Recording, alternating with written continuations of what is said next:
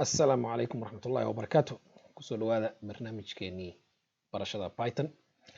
waxaan maanta rabnaa inaan barano hadduu allira shaashada sida wax lagu daabaco displaying output ayaan rabnaa inaan barano.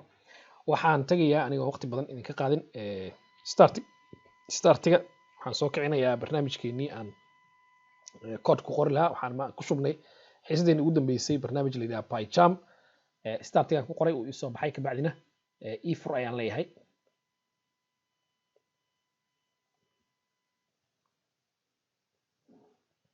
markuu furmo dabcan wuxuu ku leeyahay talooyin iyo waxba ku siinaya shaashadan.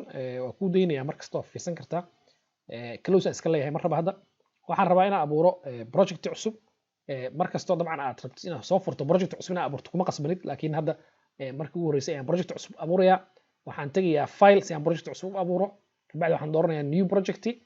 waxaan leeyahay projectiga magac uu bixi u leeyahay. waxaan dooranayaa tusaale ahaan examples create ayaan leeyahay. wuxuu leeyahay shaashadaan rabtaa inaad ku abuurto oo daaqada miyaa ku bedelay mise mid cusub iigu abuur ayaan leeyahay.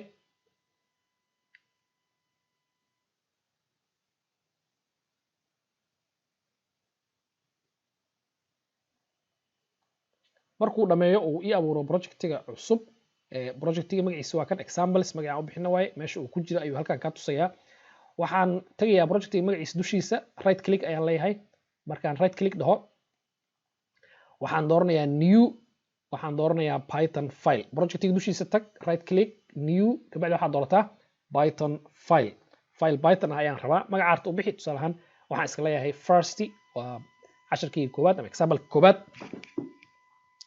shaashadan ayuu keenayaa. shaashadan waa meeshii aan ku qori lahaa amaradii aan rabay inaan siiyo computerka ama wixii aan rabay inaan faro ama programmeskaygi. waxaan rabnaa shaashada inaan wax kusoo daabacno. waxaan baranaynaa maanta qaabka shaashada wax lagu soo daabaco.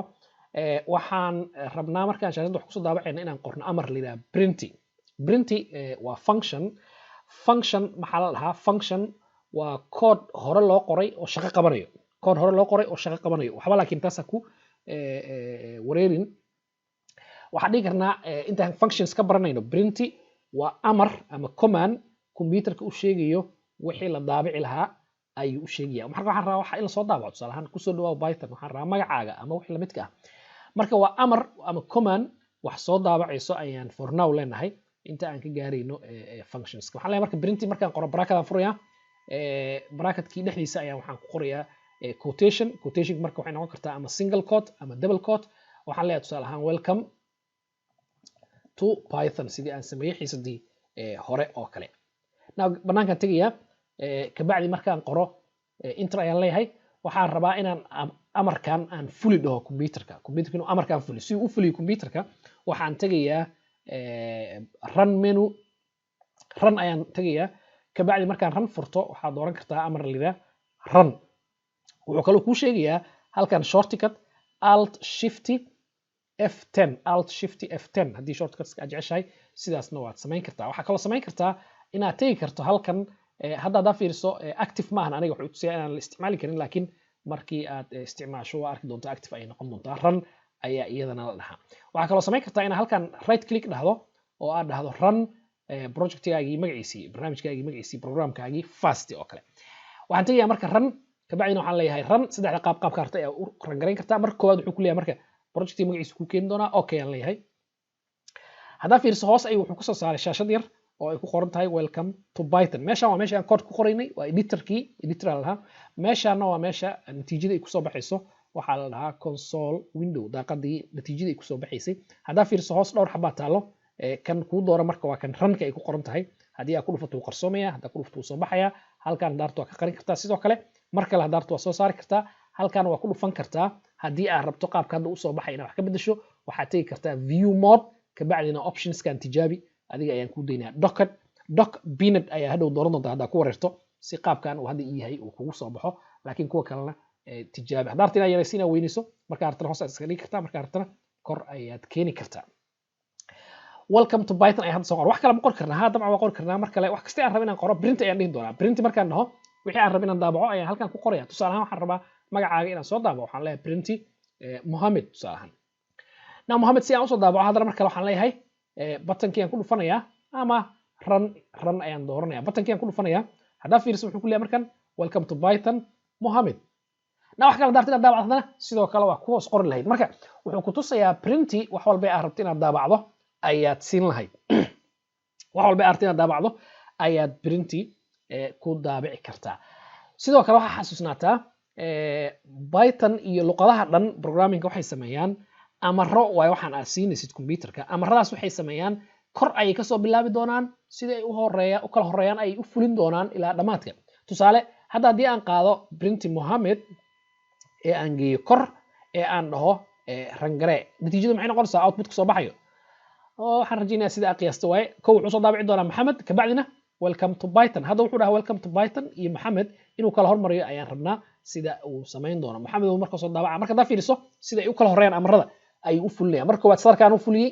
marka labaad sadarkaan ayuu fuliyay sidaas uu wadi doonaa ilaa dhamaadka faylkaagii uu ka tago waayahay kaliya qoraal miyaan soo daabici karnaa hal mid xasuusnaa marka intaan ka gudbin print markaan dhahnay baraakadaan furnay waxaan furay quote ama single quote ka bacdi qoraalan qoray double quote single quote kii ayaan xiray waxa la mid ah oo sidoo kale aad samayn kartaa haddii aad rabto inaad dhahdo printi double quotes inaad ku dhex qorto wixii aad rabtay for example faarax inaad dhigi karto double quote ama single quote marka waa isku mid kii aad ku dhex qorto printiga labadaba wuu shaqayn doonaa meelaha qaar ay ku kala duwanaan doonaan waa arki doonaa laakiin for now labadoodaba way shaqayn doontaa waxaa kaloo isticmaali kartaa printi inay u shaqayso tusaale ahaan sidii calculatorkii oo kale aan dhaho tusaale ahaan sidaan oo kale printi waxaan leeyahay 10 plus 5 waxaa soo daawacdaa 5 lagu daray 10 ama 10 lagu daray 5 now haddii aan dhaho run markan ama execute waxaa laga wadaa dabcan programkii wixii uu qaban lahaa itus ka shaqaysii programkii waa run markaan leeyahay ama execute programkii ka shaqaysii waa printi 10 plus 5 markaan dhahay haddaa fiiriso 10 iyo 5 ayuu ku tusay marka ma soo daabicin 10 plus 5 ma soo daabicin muxuu soo daabacay 10 iyo 5 oo ah natiijadii 10 plus 5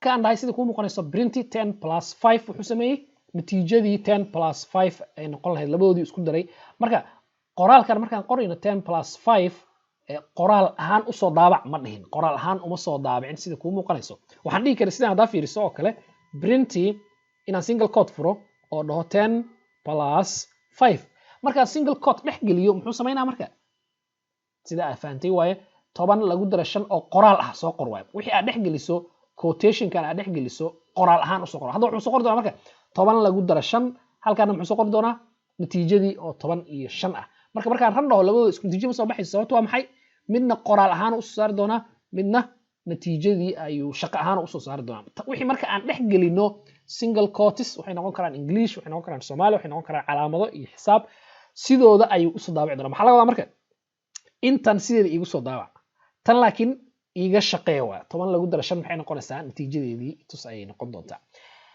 haddii aan example yar aan halkan ku muujiyo waxaan leeyahay tusaale ahaan print waxa ay soo daabacdaa basic math sida aan rajaynayno qoraal ahaan loo soo qori doonaa soo maaha print waxaan leeyahay waxa ay soo daabacdaa halkan addition oo ah isku darid print waxaan leeyahay halkan waxa ay soo daabacdaa 10 lagu daray 5 inta marka aan u diro muxuu samayn doonaa basic math qoraal ahaan u soo daabici doonaa addition qoraal ahaan u soo daabici doonaa 10 lagu daray 5 wuxuu u soo daabici doonaa intuu isku daro ayuu soo daabici doonaa marka tan dambe shaqo ahaan u soo daabici doonaa because wuu ka shaqeynayaa 10 lagu daray 5 shaqadan marka waxaa la dhahaa expression waa meeshii qoraal ahaan uma qaadanaya intuu soo calculate garay ay waxay ahayd ayuu ku keenaya expressions way noo imaan doonaan hadduu alraa now haddii aan ran dhaho wuxuu ku tusayaa sida aan rajaynaynay basic math addition isku dar 10 iyo 5 ayuu ku leeyahay marka calculator yar oo kale ayuu noqon karaa now haddaa fiiriso waxay ficnaan lahayd addition markaan qoro 10 iyo 5 inaan halkan ku qoro inuu igu soo hor qoro ay ku ficnaan lahayd meesha uu sadar kaligeed geenayo hoose haddaa fiiriso waxaa fahmaysaa print markaa qorto oo qoraal soo daabaca dhahdo qoraalka markuu daabaco qoraalka xigo printiga kale maxay samaynaysaa sadar cusub ay geynaysaa printiga kale maxay samaynaysaa sadar cusub marka that's why 3 sadar hadda uu ugu soo daabaco waxaan rabaa tan in lagu daabaco halkan ka hor haddii aan dhaho midaan intaan soo tirtiro control x aan halkan keeno dhaho soo daabac maxaa is leedahay ma wuxuu soo daabici doonaa isku sarmi ku soo daabici doonaa 15ka iyo additionka maya dabcan markii aad aragto calaamadahan oo kale wuxuu ku tusayaa qalad ayaa jiro error ayaa jiro errors way noo imaan doonaan iyo qaybahooda iyo waxa keena iyo hadduu alla laakiin wuxuu ku tusayaa markaa calaamadan aragto waxbaa kaa qaldan ayuu ku tusayaa haddii aad dhahdo hadda isku daydo ran inaad dhahdo aad damacdo wuxuu ku tusayaa programkaagii qalad ayaa jira ayuu ku leeyahay qaladaadka dabcan waa noo imaan doonaan saa sheegay wuxuu ku leeyahay printy addition printy 10 plus 5 syntax error invalid syntax wax la syntax error ayaa ku leeyahay qalad xagga luqadda ah ayaad gashay marka sidaan ma samayn kartid printy walba waa ina kaligeed sadar ina ku qorto waya si aan u soo qorno addition iyo 10 lagu daray 5 oo natiijada ah si aan isku soo soo qorno waxaan samayn karnaa sida soo socoto printiga waxaan siin karnaa dhowr shay inay daabacdo tusaale waxaan dhigi karaa halkan printy waxa daabacdaa Mohammed bracketkii ka baxaya quotation ka baxaya comma haddana mid kale aan furi karaa waxaan dhigi karaa waxa daabacdaa markaana Abdi intaan haddii aan kaligeed qoro intaan kale iska tagaya soo laabanaya control x aan leeyahay cut waa haystaa hadhow si aan usoo laabto waxaan leeyahay printy Mohammed comma Abdi haddii aan ran dhaho wuxuu ku tusayaa Mohammed space Abdi inuu daabacay Mohammed Abdi marka Mohammed ayaan siiyey meeshii marka laba mar aan dhihi lahaa printy Mohammed printy Abdi waxaan dhahay printy Mohammed haddana comma printy Abdi wuxuu ku samaynayaa labadoodii inuu isku ka daba dhigo markaan oo hal sadar uu ku qoro qaab kale oo jirta oo laba sadar hal sadar lagu qori karo laakiin qaabkan ayaa ah sida ugu fudud waxaan soo ceshanayaa qoraalkii hore aan qoray waxaan rabaa marka si aan isugu daba qabto isagana markaan dhahay printy addition halkan markaan ka baxo quotationka comma waa dhihi karaa sidan Soomaan sida haddii aan dhaho dabcan maxaa soo baxayo sidii aan rabnay ma soo bixi doonto sida haddii aan dhaho ran maxaa soo baxayo addition 10 plus 5 10 plus 5 ma rabin waxaan rabaa 10 lagu daro 5 oo natiijadeedii ah ayaan rabaa marka waxaan ka bixinayaa single quotes ka bixinayaa 10 lagu daray 5 marka ran dhahno markaan wuxuu ku dhahayaa addition 15 sida uu hoos ka tusayo basic math addition 15 طبعا waxaa kaloo samayn karnaa inaan sameeyno kala jarid waxaan leeyahay printy subtraction laba dhibic banaanka tagaya comma waxaan leeyahay 10 laga jaray 5 marka waxaan leeyahay marka la ran wuxuu ku tusayaa hadaa fiirso subtraction 5 ma ii sheegaya wax uu kala jaray laakiin dabcan natiijadiisu ii sheegaya waa dhihi karaa haddii aan rabo subtraction 10 minus 5 is equal to 5 waa dhihi kartaa haddii aan rabto 10 minus 5 equals 5 waa dhihi kartaa laakiin waa iska soo fududeynaynaa 10 laga jaro 5 waa 5 ayaan leenahay halkan inta ayaan rabaa inaan kusoo koobo inta aanan ka bixin waxaan ku siinayaa challenge laba challenge waxaan rabaa inaad kusoo darto halkan printy waxaa soo daabacdaa multiplication 10 lagu dhuftay 5 haddana waxaan rabaa inaad soo daabacdo hoos printy division oo ah qayb 10 loo qaybiyey 5 waxaan rabaa marka afartii xisaab fallay basic ahayd 10 lagu daray 5 10 laga jaro 5 10 lagu dhufta 5 iyo 10 loo qaybiyey 5 in aan soo daabacdo challenge koobaad waa kaas challenge labaad waxaan rabaa inaad soo daabacdo adoo isticmaalayo printy inaad soo daabacdo triangle kan oo kale waxaan rabaa inaad soo daabacdo printy bis adoo isticmaalayo calaamadahan inaad sidaas u soo daabici karto inaad fiiriso isku daydo 1 2 3 4 printy ayaa sida muuqato kugu filnaa doonto laakiin spaceska iyo sida wax u kala dhigaysa iyo ayaad wax yar ku baran kartaa waxaan rabaa inaad isku dayo challenge-gaas waxaan xalinaynaa hadduu alladaa xiisadeena noo xigto inta ayaan kusoo gabagabaynaynaa qaybtan aad iyo aad u mahadsantihiin wassalaamu calaykum waraxmatullaahi wabarakaatuh